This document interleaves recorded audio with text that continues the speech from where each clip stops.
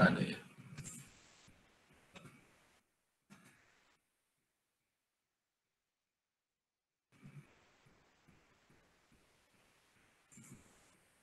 Oke, kita akan lihat dulu video.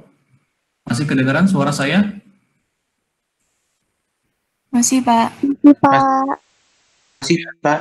Oke. Oke.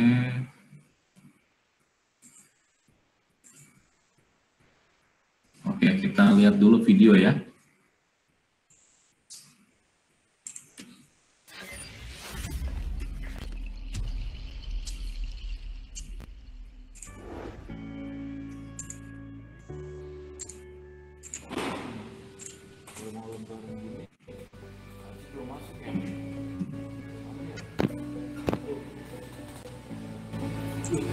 Masuk nih transaksi dari SPAN.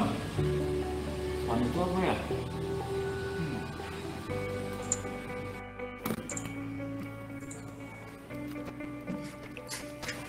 Kau sebagai pegawai Kementerian Keuangan nggak tahu SPAN apaan?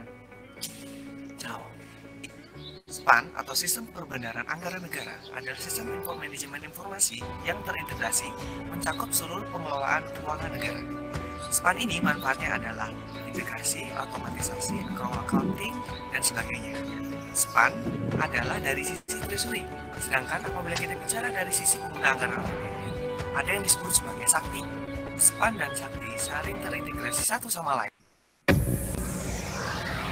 Yang pertama adalah modul administrasi.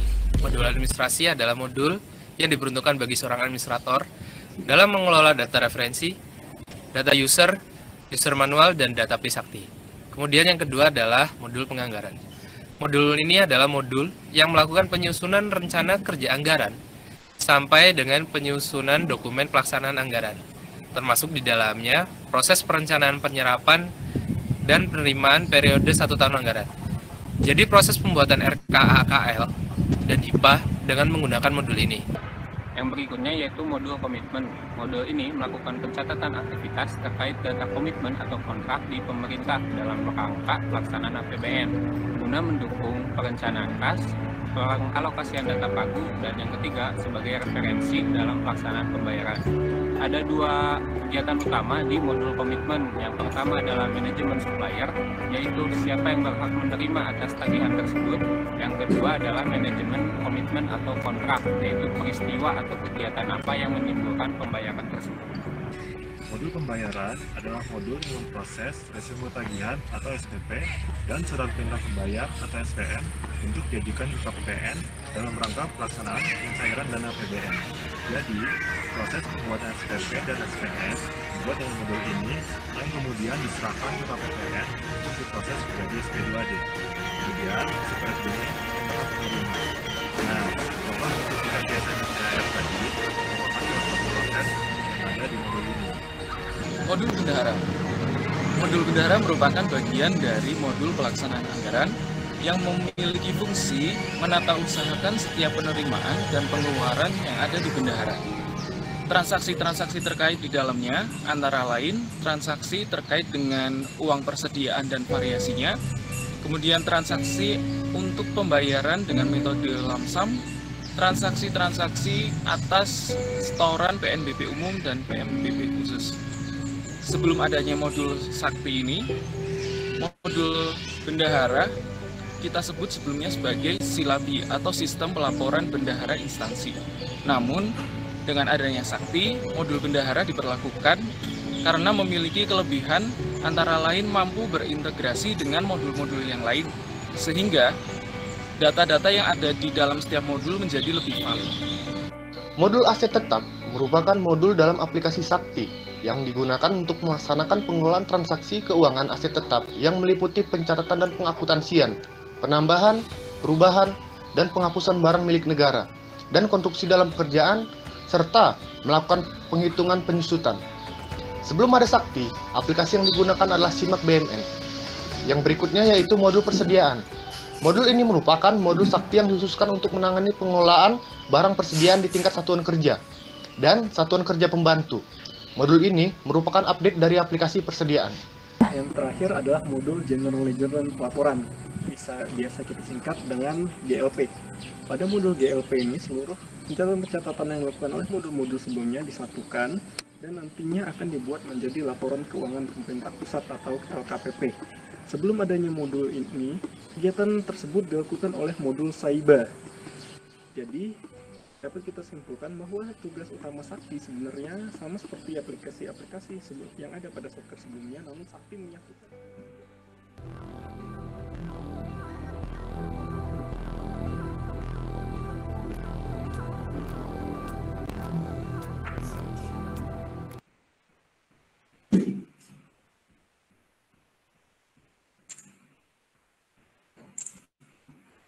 Tadi suaranya jelas nggak kedengarannya?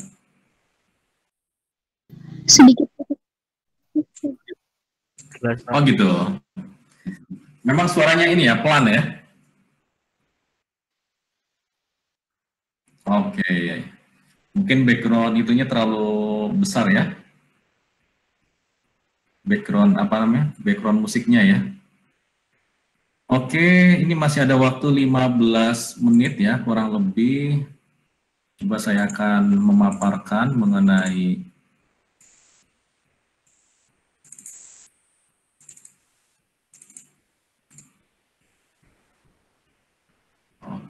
sebentar. Oke.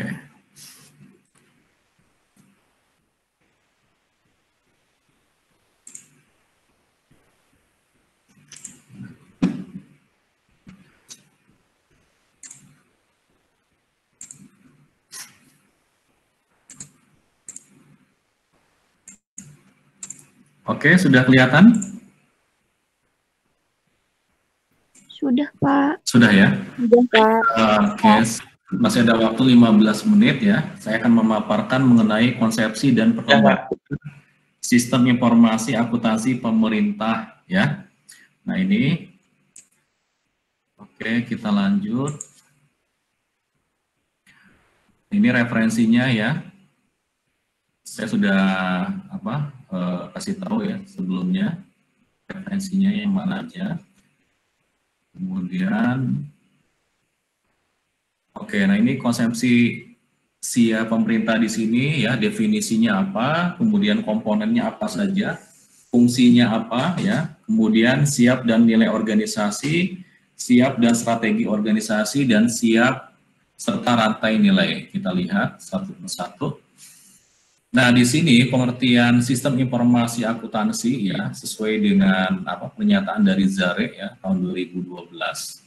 SIA adalah komponen atau elemen dari suatu organisasi yang menyediakan informasi bagi pengguna ya, user dengan pengolahan peristiwa keuangan.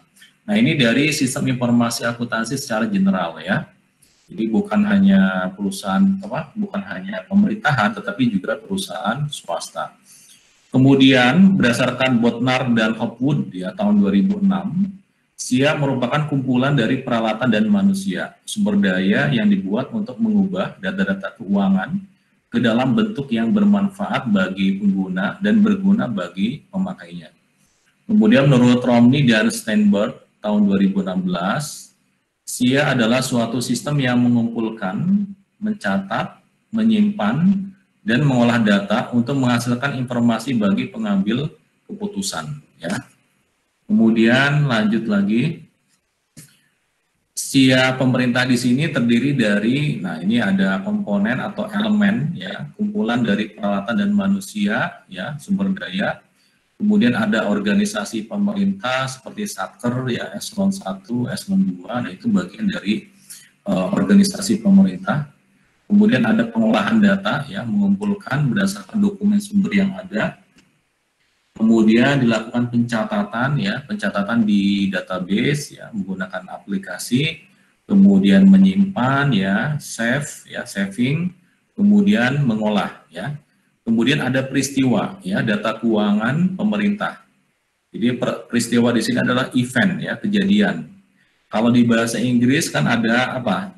Past tense, present tense, kemudian past perfect tense, ada future, ya, ada right now, ya. Nah itu luar biasa. Tapi beda halnya dengan bahasa kita, bahasa Indonesia, ya. Kalau bahasa Indonesia tetap menggunakan verb 1, ya. saya sudah makan kemarin, saya sudah makan sekarang, ya, dan saya akan makan nanti, ya. Nah itu, jadi tetap menggunakan verb 1, ya, nah, verb 1, ya. Nah kemudian dari peristiwa data keuangan pemerintah menghasilkan informasi, ya, informasi yang digunakan untuk siapa? Untuk pengambil keputusan pengguna, user. User di sini bisa internal, bisa eksternal. Eksternal bisa auditor, ya, bisa sivitas akademik, ya, kemudian apalagi dan lain-lain, ya. Masyarakat juga bisa, ya, itu sebagai pengguna. Kemudian komponen SIA di sini sistem informasi akuntansi memiliki 6 komponen yang saling terkait dan berinteraksi untuk mencapai suatu tujuan. 6 komponen, ya, disebut oleh Romney dan Steinberg tahun 2016, diantaranya adalah orang yang menggunakan sistem, ya, kemudian prosedur dan instruksi yang digunakan untuk mengumpulkan, memproses dan menyimpan data, ya, kemudian data tentang organisasi dan aktivitas bisnis, software yang digunakan untuk memproses data, ya. Softwarenya apa? Kalau dulu itu waktu menggunakan aplikasi gaji itu menggunakan Fox Pro, ya. Sekarang berubah lagi Oracle, ya. Kemudian apa lagi, ya. Itu jadi berkembang terus, ya. Software di sini berkembang terus. Seperti misalnya software untuk menganalisa data atau membuat apa statistik, ya. Ada eViews, ya. Kemudian berkembang ada Stata, ya. Kemudian infrastruktur teknologi informasi terdiri dari komputer, ya. Kemudian ada peripheral devices. Peripheral device itu bisa mouse, ya. Bisa mouse, bisa handphone, earphone, ya, dan sebagainya.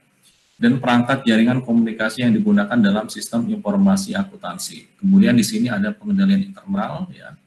Pengendalian internal ini berjenjang, ya. Ada operator, ada validator, ada approver, dan keamanan untuk mengamankan data sistem, yaitu adanya antivirus, ya, ada Norton, ada McAfee, ya, ada Smadaf, ya, dan sebagainya.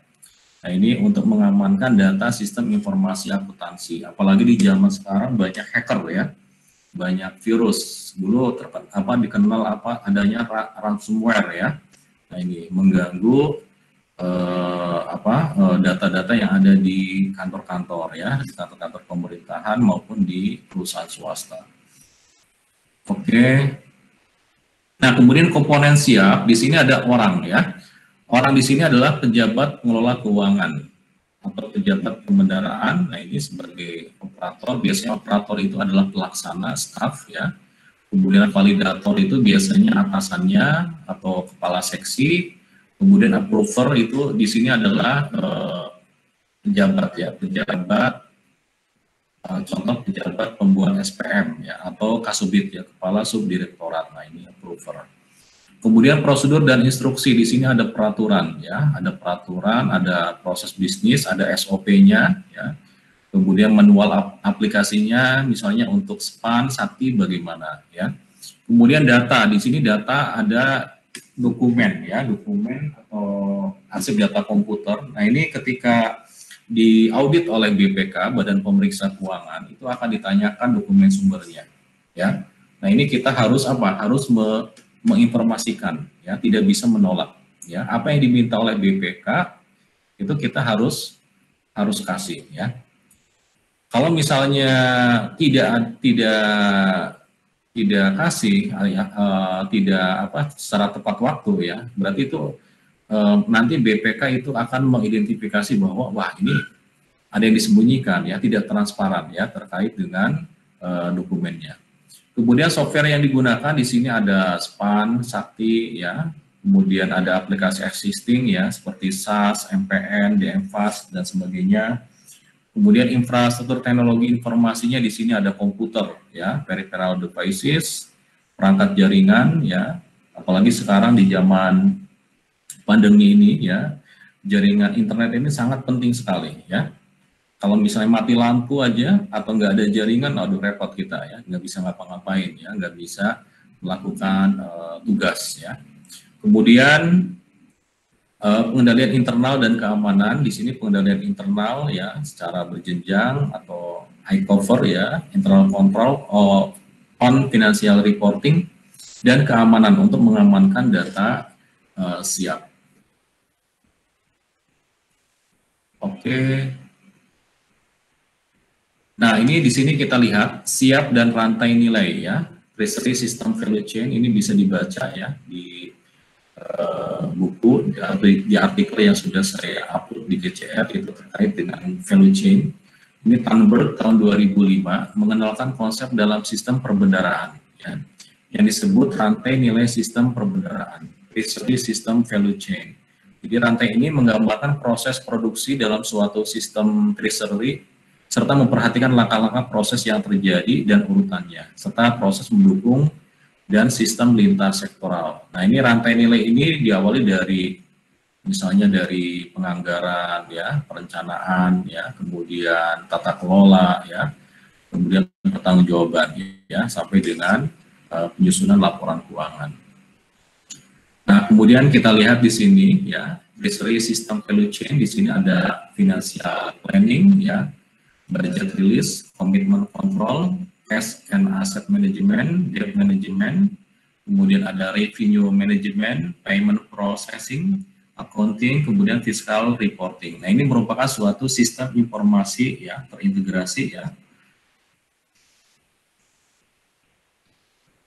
Oke. Nah, kemudian kita lihat perkembangan sistem informasi akuntansi pemerintah ya. Nah, diawali tahun 1945 ya. Nah, di sini pada saat kita merdeka ya, kita menggunakan apa? ICW ya. ICW ini adalah peraturan dari pemerintahan Belanda ya. Kemudian tahun 1967 sampai dengan 1971 di sini ada keputusan ya 332 tahun 1968. Nah, itu terkait dengan buku kas umum dan cara mengerjakannya. Kemudian di sini Kepres nomor 26 tahun 68 ada neraca kekayaan ya. Kemudian ada Inpres nomor 3 tahun 71 inventarisasi aset. Kemudian ada DJPKN ya, menyusun ya pengelolaan anggaran negara. Kemudian diperkuat lagi ada Undang-Undang nomor 11 tahun 71 ya. Nah, ini ya, jadi kurun waktu 60 tahun 1967 sampai dengan tahun 1971. Kemudian di sini tahun 1983 di sini ada Pusat Pembukuan Keuangan Negara ya. Kemudian tahun 91 di sini ada KMK 476 tahun 91 tentang sistem akuntansi pemerintah. Kemudian ada Bakun ya, Badan Akuntansi Umum Negara. Nah, ini ya, Badan Akuntansi Keuangan Umum Negara, Bakun ya, tahun 92. Kemudian dilikuidasi ya, tahun 2003 tidak ada lagi ya, 2003 tidak ada lagi. Itu digabung ya dengan apa namanya? Dengan BAF ya, Badan Analisa Fiskal, menjadi Direktorat Jenderal Anggaran. Nah, kemudian ada rancangan Undang-Undang Keuangan Negara ya, tahun 2000. Nah, di sini ya ada Kepres nomor 42 tahun 2002 tentang pedoman pelaksanaan APBN, kemudian KMK 295 tahun 2001 tentang tata cara pelaksanaan pembukuan dan pelaporan keuangan pada departemen atau lembaga. Ini merupakan trigger dari krisis ekonomi ya. Jadi trigger dari krisis ekonomi tahun 97, 98 ya.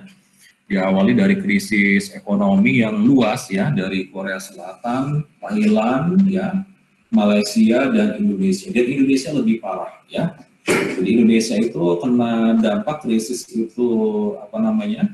Paling belakangan ya, tetapi paling parah ya. Karena dari krisis ekonomi ini lanjut ke krisis politik ya, dengan turunnya rejim Orde Baru yaitu Pak Harto yang sudah menjabat ya selama 32 tahun, akhirnya turun ya.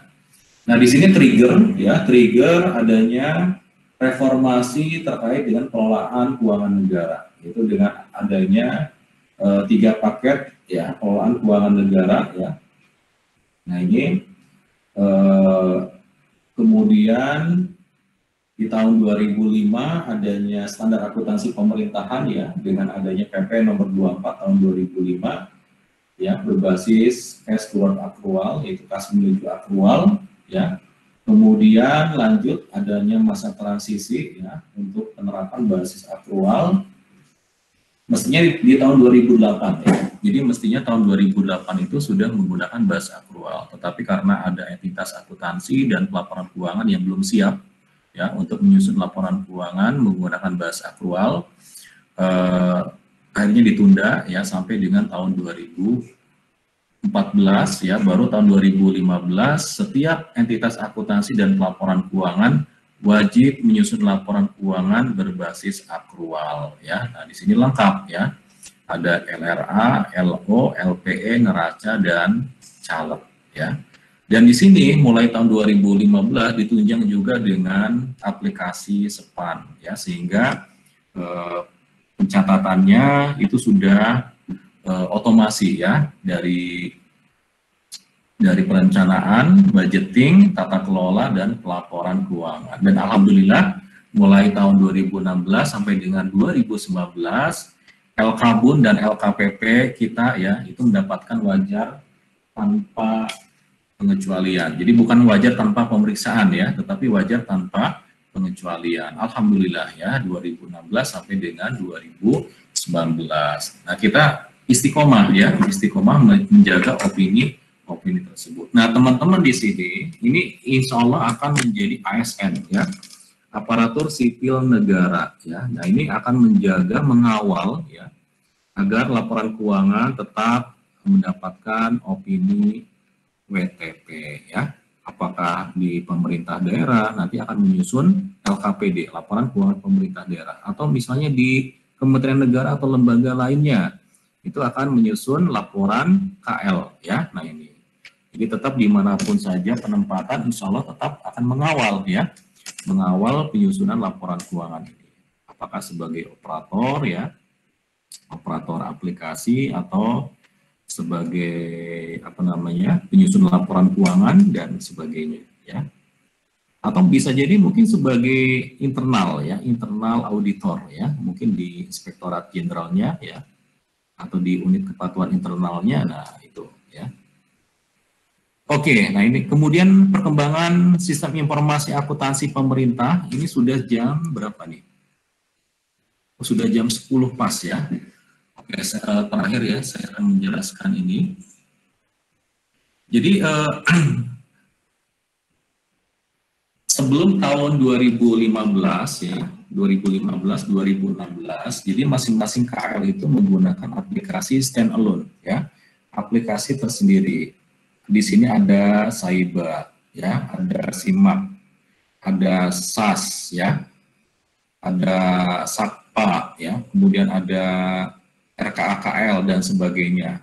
Nah, kemudian mulai tahun 2016 di sini ada Sakti ya. Jadi Sakti itu mengintegrasikan semua aplikasi existing ya, kemudian sebagai jembatan ya menuju ke aplikasi SPAN. Nah, di sini ya.